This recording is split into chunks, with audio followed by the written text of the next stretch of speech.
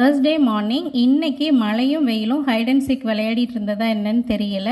நிமிஷத்துக்கு நிமிஷம் weather change ஆகிட்டே இருந்தது. நிமிஷத்துக்கு நிமிஷம் கூட இல்லை, செகண்டுக்கு செகண்ட் அந்த கண்கொள்ளா காட்சி எப்படியே காமிக்கிறேன் பாருங்களேன். இப்போ எவ்வளோ டார்க்காக இருந்தது, அப்படி கொஞ்சம் கொஞ்சமாக பார்த்தீங்கன்னா அந்த மின்கம்பத்தோட ஷேடோ லைட்டாக தெரியுது.